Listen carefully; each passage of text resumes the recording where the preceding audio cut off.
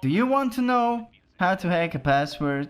Do you want to become a password cracker? Well, wait no longer, because today I'm showing you 5 ways on how you can hack a password. Hello world, my name is Zanit, penetration tester and software developing intern, currently studying part-time computer science, and today I'm showing you how to hack some passwords. By the way, if this is your first time here and you like what I'm showing you or are interested in more hacking related content, hit the subscribe button and ring the bell. Warning: this video is for educational purposes. Never hack a system without permission. A little refresher on what hashes are. Because as you might know, passwords usually are not stored in plain text in a database, or at least they shouldn't. They are also not encrypted, or at least they shouldn't. They are hashed, or at least they should. What is a hash? Well, I asked a friend, Satonic, which is also doing hacking related content on YouTube, to explain it, because well, he already did a video on it and I just stole his content, and I asked him nicely if I can steal it. So I basically just stole his content, but I asked him nicely and he even said, yes, of course you can. Check him out as well, link in the description. A hashing algorithm is a complex mathematical function that transforms a string of data into a seemingly random output string of fixed length. For example, these words produce the following hashes. The same input string will always produce the same output string, but if the input string is changed even by just a single character, then the output string will be entirely different. Hashing is often seen as a form of one-way encryption, as you cannot go backwards from a hash to work out the original string. You can only go forwards. This is great for storing passwords. Instead of storing the actual password, the hash of the password is stored. When a user enters their password at login, it is hashed and compared to the hash in the database. If they're the same, then the login is successful. This way, if an attacker gains access to the database, they'll only have the hashed passwords, which in theory will be of no use to them, as they won't be able to go backwards to figure out the original password.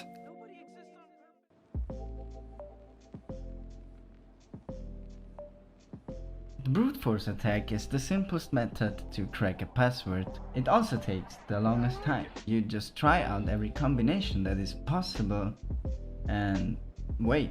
I'll show you how you do it. You first need to install a cracking tool. I've already done this.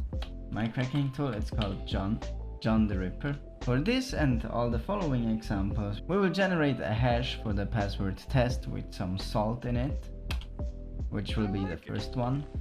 And we are simulating that this would be the admin's password, and we are giving that into a password file. And you can just enter John and pass being the password file. Hit enter and then you wait. You can press any key to see your current status, and you can see that he's basically trying to brute force everything around. Now, this is not a really efficient strategy. A more elegant approach would be if we could feed some words or hints into this brute forcing algorithm and make it a little bit faster. This is something we call a dictionary or word list attack. For a word list attack, you need a word list.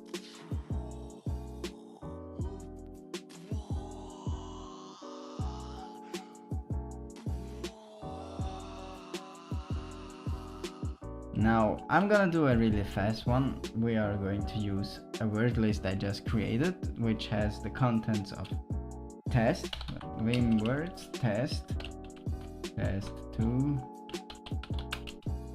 And now we use this in John. We're just going to use the word list words and the password file pass. We execute it, we wait it, and depending on your word list, it can also be almost instantaneously. To get the password, we use John -- show and the password file. Amazing, he found out that it was test provided with a word list with test in it. Now there are a couple of word lists out there. The most famous one would be the rockutxt, which is from a password dump that was made a while back. I'm not too familiar with the background story there, but it has real passwords, and so it's real data to play around with.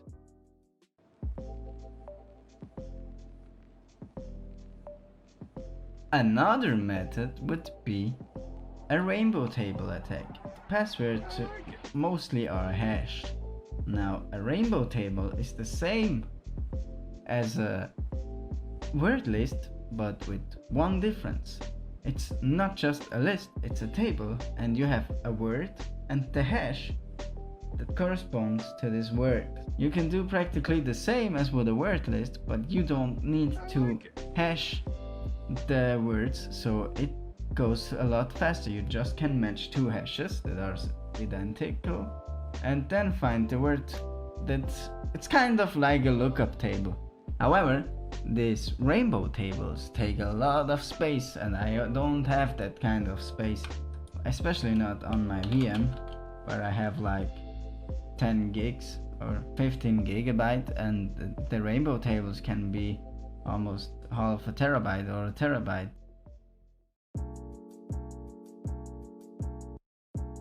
Number 4 on the list is a hack that doesn't require any technical skill at all.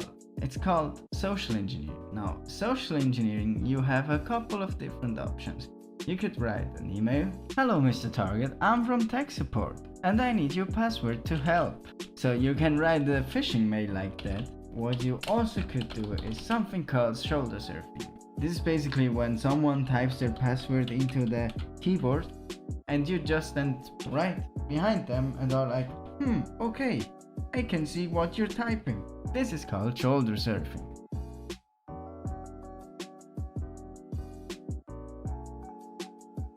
The last type is actually similar to the brute force attack I just mentioned, or the word list attack. It's when you want to hack a Wi-Fi password, you cannot just brute force the router. What you have to do is to capture a handshake and then brute force this handshake. If you want to have it in more detail, you can check out the playlist over here, which is of videos that I made that are about Wi-Fi hacking.